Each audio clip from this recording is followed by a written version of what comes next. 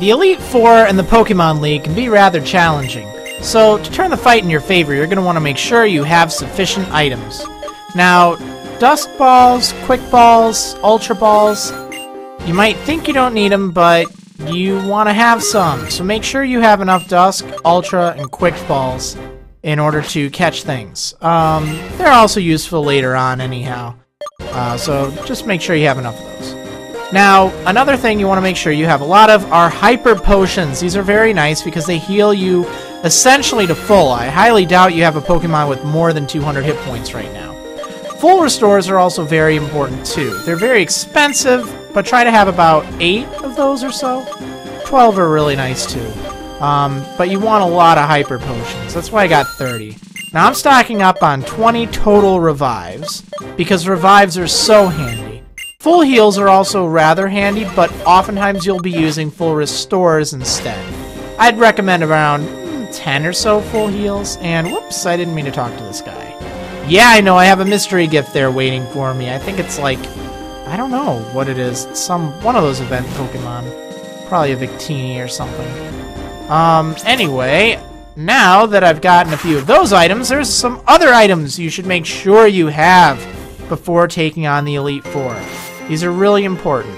We're going to go to Opaloosa City here, and then we're going to head west onto Route 9. Do you know why that is?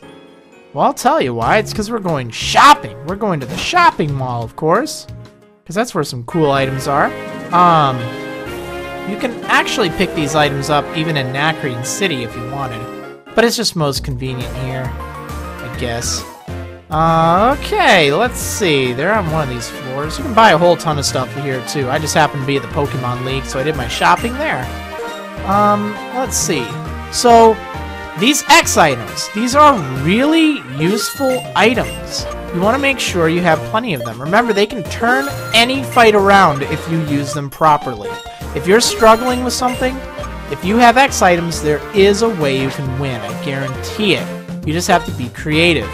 Now, the ones you need to get are X Attacks, X Defense, X Specials, X Special Defense, and X Speeds.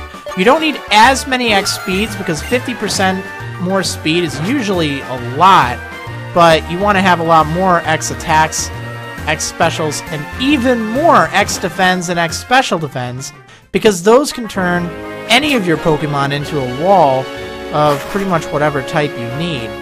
Having those lets you apply them and then lower the foes, well, their damage output. And if they can't damage you a lot, then you sit back and you heal, so you keep stacking those X items. This is an excellent tactic, and it can win just about any fight out there. You also want to make sure you have some good TMs. Return is very helpful. Thunder Wave, Light Screen, Reflect. Those are all good TM moves to have from Nimbasa City.